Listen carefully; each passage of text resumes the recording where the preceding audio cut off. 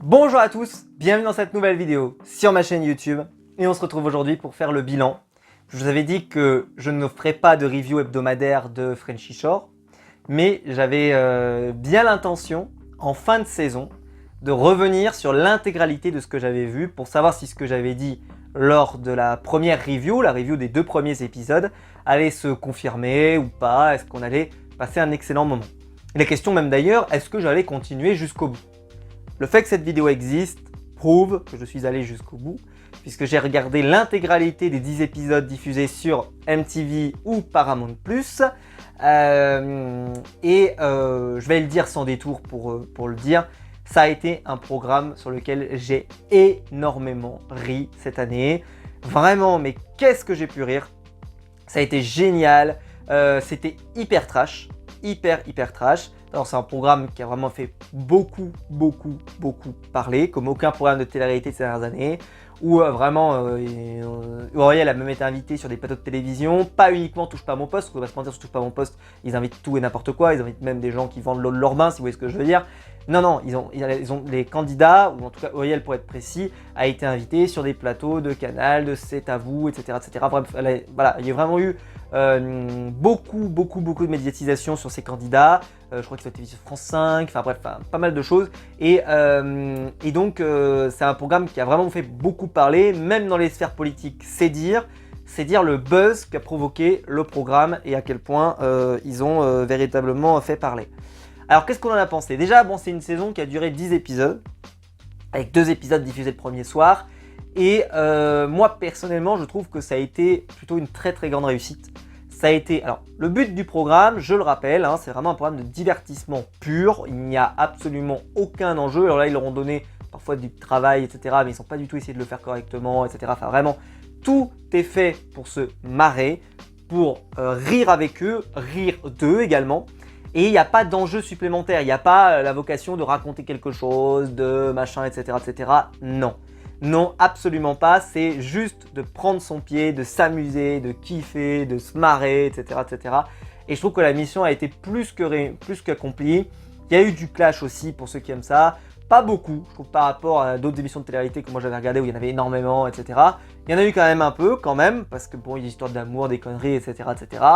Ce que je comprends difficilement dans le programme, par contre, c'est que chaque candidat est arrivé avec une sorte de portrait qui nous présente des gens qui sont sans foi ni loi, qui veulent coucher avec tout le monde. Ils se sont même fait un tableau dans lequel ils essayent de coucher avec le maximum d'entre eux, etc.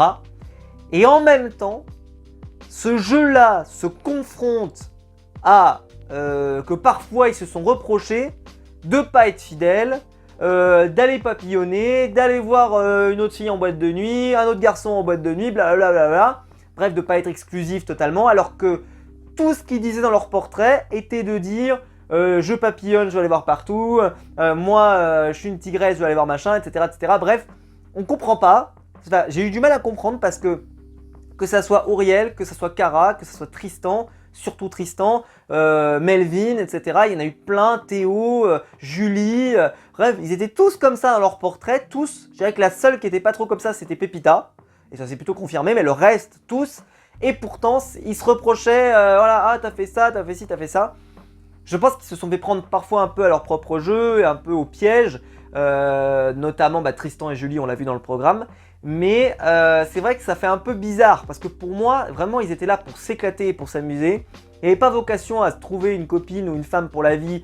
Il n'y en a aucun d'entre eux, parce que pour moi, c'est des gens qui sont là juste pour s'amuser, ils sont pas là pour se trouver une relation sérieuse. En tout cas, ça semblait pas être le cas d'aucun des projets, tu vois, des candidats qui sont là. Donc, ils pouvaient se marrer, ils pouvaient voilà, papillonner, aller d'une à l'autre, en embrasser une sans que ça fasse normalement scandale. Et au final, ça a fini par faire scandale. Et je me souviens notamment de Cara, qui nous sort quand même un discours incroyable sur Tristan en nous disant oui, Tristan, moi je lui fais confiance, je sais que c'est quelqu'un de bien, je sais qu'il me fera pas ça, je sais que c'est quelqu'un de bien, mais je sais, mais d'où vient cette croyance? Non mais ça déconne, c'est plus qu'une croyance religieuse, là, ça se base sur rien, là, c'est vraiment, Non mais sans déconner quoi, c'est plus que de la foi là, ça n'existe pas, il n'y a aucun signe qui montre ça dans la vie de Tristan depuis qu'il est arrivé, mais là il était pareil pour un ange dans ses yeux, je comprendrais pas, et évidemment il a fini par la quitter pour aller rejoindre Julie, avec lequel il était en train de s'amuser depuis déjà quelques épisodes avec nous. C'était génial d'ailleurs de les voir faire ça, c'était très drôle de les voir se dragouiller sans que Théo s'en aperçoive et sans que Kara s'en aperçoive non plus. C'était vraiment génial, on s'est bien marré, enfin, je trouve que vraiment le but de ce programme c'était de se marrer, les épreuves, les boulots, les boulots ils étaient cool, les soirées en boîte de nuit elles étaient cool, le moment formidable où ils trouvent que la maison est dégueulasse, ce qui était le cas franchement, mais c'est l'air dégueulasse, et où Antonin vient fermer la maison et il les fout dehors. Bon, il les fout dehors, ils sont dans un parc avec jacuzzi, machin, tout ce que tu veux, etc. Globalement, il n'y a pas de... Enfin, je veux dire, ils sont pas abandonnés en pleine nature. Et au final, ils vont quand même réussir à rentrer parce qu'il y a une fenêtre ouverte, ils vont rentrer, nanana. Bref, c'était assez génial. Et franchement, j'ai beaucoup aimé. Alors moi, dans mes coups de cœur du casting, je le dis, moi, c'est Julie que j'ai adoré. J'ai absolument adoré, j'ai vraiment, je trouve que, alors déjà en facecam, c'est-à-dire dans les interviews au confessionnal, c'était la meilleure je trouve, elle était souvent hyper drôle. Alors en plus elle a un accent hyper fort, alors elle parle super fort d'ailleurs, moi j'ai une tendance à parler fort aussi, alors là je trouve que quand on l'entendait parler, on sentait que ça sortait... Ouais, moi je suis comme ça, et machin, et truc, et nanani nanana, et blablabla, c'est toujours comme ça, ces portraits c'était... Moi je suis complètement OP, j'ai hâte que Tristan y revienne, bah, bref, vraiment elle parlait super fort et c'était hyper drôle, moi j'ai adoré. Évidemment Tristan qui a fait la saison, on va pas se mentir, c'est vraiment il était dans toutes les histoires, tout le bordel, il était partout. C'est vraiment les deux pour moi ont volé la vedette. Mais celle dont on a le plus parlé c'est Auriel et pourtant moi j'ai préféré suivre les aventures de Tristan et Julie, moins celle de Auriel parce qu'Auriel moi elle m'a vite, je le dis, elle m'a vite épuisé moi parce qu'au début ouais, elle est arrivée, oh, machin, la queen machin, puis après elle s'était mise à chialer, puis après machin, puis après truc, puis au final après elle va voir Melvin et puis machin, l'histoire avec Melvin moi ça m'a clairement cassé les couilles très vite parce que Melvin voilà, c'est un rapace d'élevage et notre ami Auriel, elle valait pas mieux quoi, donc je comprenais pas, c'est ce genre de truc, c'est-à-dire où ils sont commencés à se donner des ah ouais mais en fait il m'a promis ça machin et tout. Melvin il a passé tout le temps à dire que lui voilà il écoutait Bébert comme il le disait si souvent. Melvin ça a été plutôt une bonne sélection. Kara sa voix est incroyable, je suis pas très fan physiquement ou autre machin etc, mais alors sa voix elle est incroyable sa voix. Ah, moi je suis trop bad énervé aujourd'hui. Elle parle toujours comme ça, même quand elle est énervée quasiment. Je suis trop bad énervé, j'ai qu'une seule envie, c'est d'aller faire une bad journée, parce que comme ça j'aurai un bad moment. Oui, parce qu'elle arrête pas de répéter bad, etc. etc. Pépita, moi c'était mon coup de cœur, personnel. Et ça n'était pas le cas au début. Parce qu'au début je trouvais qu'on la voyait pas beaucoup, elle faisait pas grand chose de ses journées, et je la trouvais pas très intéressante. Alors par contre c'est celle qui était la moins Frenchy Shore attitude on pourrait dire, parce que elle était focus sur quelqu'un, je peux te lâcher quelqu'un presque pour des relations vraiment sur la durée, etc. etc. Au début c'était avec Melvin, ça fonctionne pas, et puis après elle va aller sur Théo, et ça va mieux fonctionner parce que Théo avait voilà, arrêté avec Julie. Moi je trouve que c'est celle qui m'a fait la meilleure impression, personnellement. En plus je l'ai trouvé plutôt bon délire, j'ai beaucoup aimé ses interviews facecam, de toute façon tous ils ont fait des bonnes interviews facecam, mais elle c'était particulièrement le cas. Vraiment j'ai beaucoup aimé, même physiquement je trouve que c'est presque la plus naturelle de toutes, et c'est la plus, moi c'est celle que je trouve la plus jolie. Je dis pas que c'est avec celle que je ferai jamais Frenchy Shore, hein, mais si j'avais dû faire Frenchy Shore, je pense que c'est celle qui m'aurait le plus convenu, paradoxalement. Même si j'ai adoré Julie, que voilà, je pense qu'il y a dans sa personnalité des choses qui m'auraient convenu, mais je me dis que Pépita aurait peut-être été celle qui m'aurait le plus convenu. Enfin voilà, Théo pas mal, un peu fade, je trouve un peu fade dans sa personnalité, pas forcément, mais bon, voilà, c'était plutôt cool. Théo c'était sympa, Tristan évidemment j'en ai parlé. Iris, alors Iris pour moi ça a été pénible, je trouve. Déjà parce que il y a eu pas beaucoup de gens qui ont voulu se mettre avec elle. Elle avait un physique assez différent, donc c'est quand même sympa de voir ça dans les programmes, donc je trouve ça cool. Mais en même temps, je trouve que je sais pas, ça a pas bien pris. En tout cas sur moi, ça m'a pas super intéressé. Son aventure m'a laissé aucun souvenir très intéressant. Enzo, grosse personnalité. Grosse personnalité.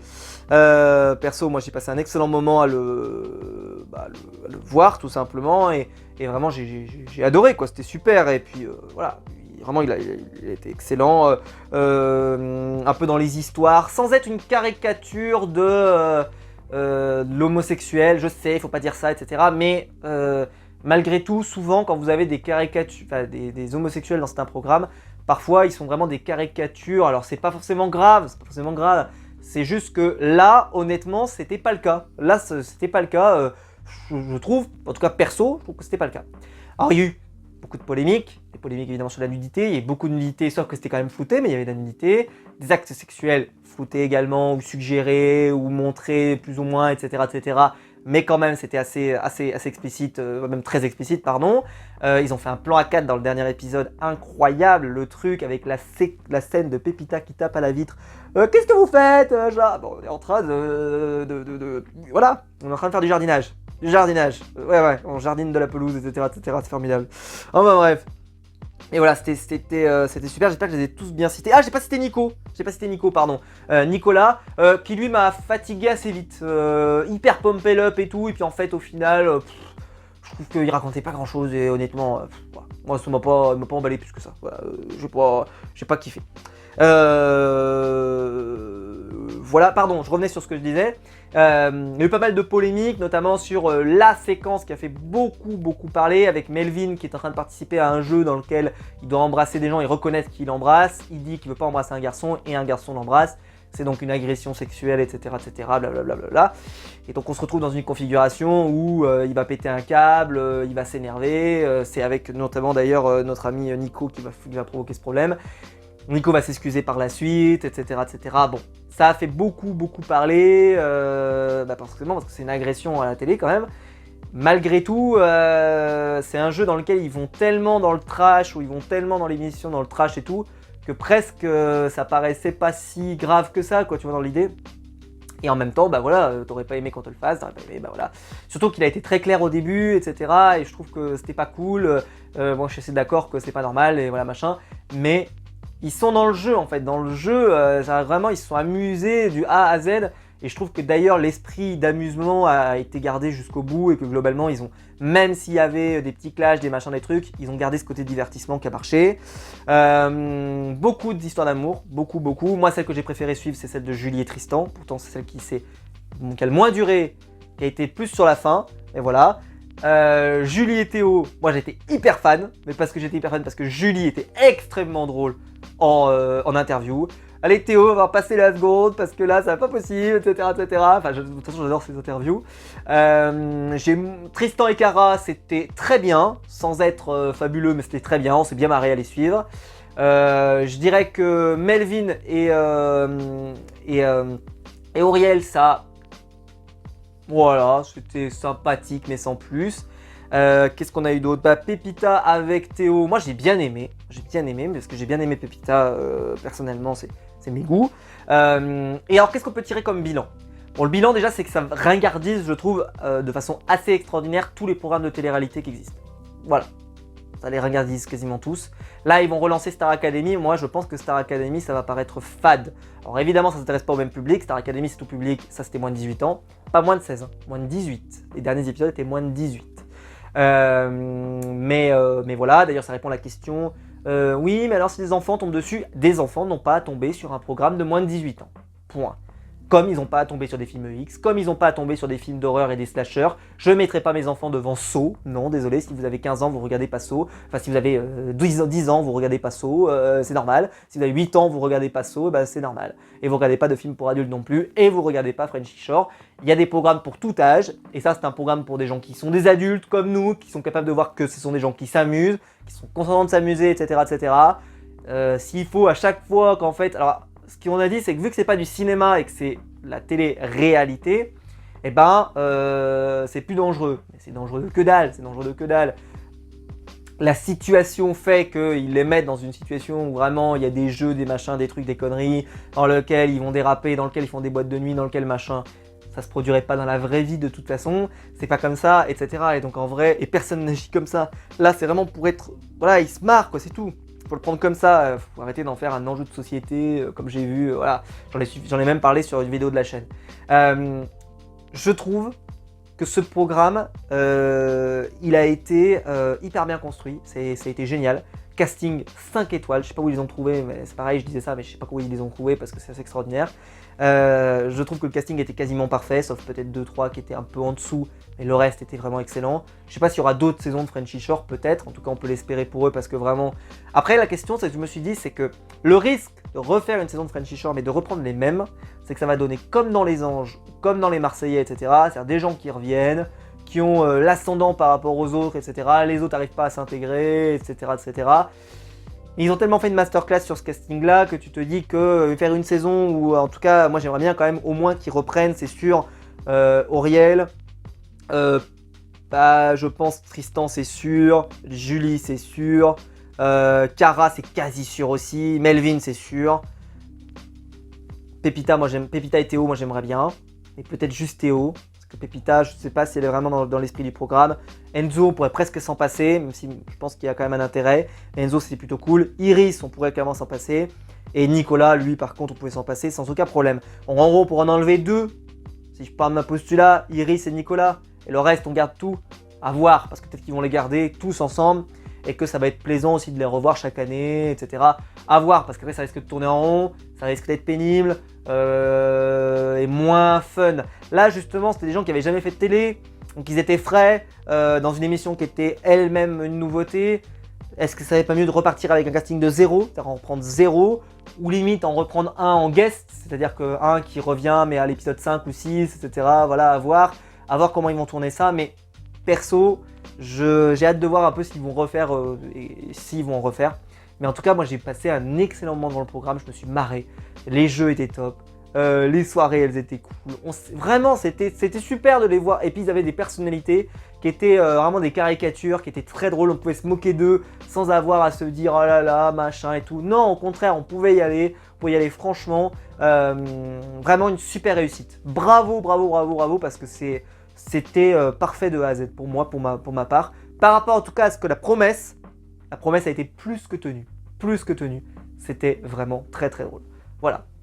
Mais surtout ce début de saison, ce premier épisode était fou. Et les suites, vraiment ça a été très très sympa. Et je vous le recommande, évidemment si vous avez l'âge, évidemment, de regarder ce programme. C'est disponible sur Paramount+, mais voilà, c'est disponible pour les gens qui ont l'âge requis. Voilà. J'espère que la vidéo vous aura plu. Dites-moi dans les commentaires évidemment si vous avez regardé le programme jusqu'au bout. Si vous l'avez aimé, dites-moi ça dans les commentaires. Si ça vous a choqué. Est-ce que ça vous a choqué? Est-ce que vous endormez plus la nuit? Est-ce que vous êtes vraiment terrorisé, transformé? Est-ce que vous êtes devenu un connard après avoir regardé ça ou une connasse après avoir regardé ça? Dites-moi ça dans les commentaires. Si la vidéo vous a plu, vous pouvez la liker, vous abonner, pour la partager sur les réseaux sociaux. Il y a le bouton rejoindre du sens où pour donner un bon soutien et je vous en remercie. Et quant à nous, on se retrouve très vite pour de nouvelles vidéos. Ciao.